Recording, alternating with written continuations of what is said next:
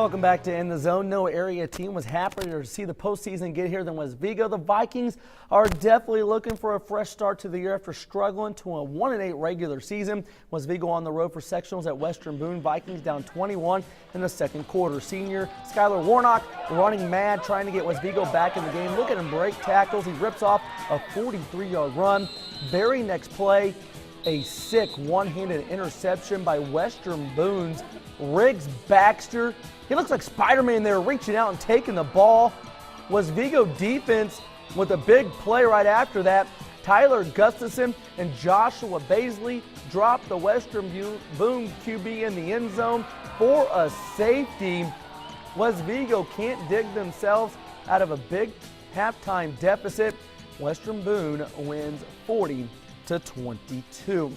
Time now to check in on Class A Sectional 48. For that, I'll send it over to Sports 10's John Swanner. John. Thank you, Rick. Linton has won this sectional 5 of the last 6 years. The top-ranked and unbeaten Miners are once again the heavy favorites this year. Linton at Union to take on the winless Bulldogs. And after forcing an opening possession 3 and out, Linton's backup, Bo Eaton, looking like a starter on most teams on this bomb, too. Who else? Grant Stom, 1 play, 1 score, and it's 7-0 Miners. Not to be outdone, though, the Miner defense. They're primed for a state title run. That's Cody Van Winkle knifing through for a tackle for a loss. The Miners can throw it. They can also run it.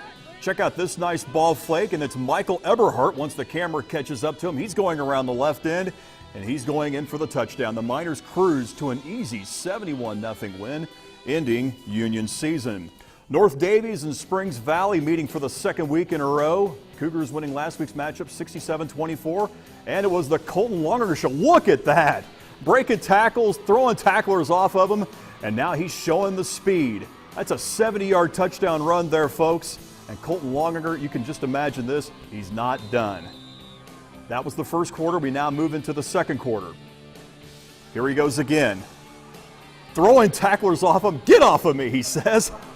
39 yards on this touchdown run for Colton Longer. I mean, I just like sitting back and watching this guy run. He is just an incredible player to watch. Let's show him one more time. This time going around the left end, showing the speed that he's got. This is a 71-yard scamper.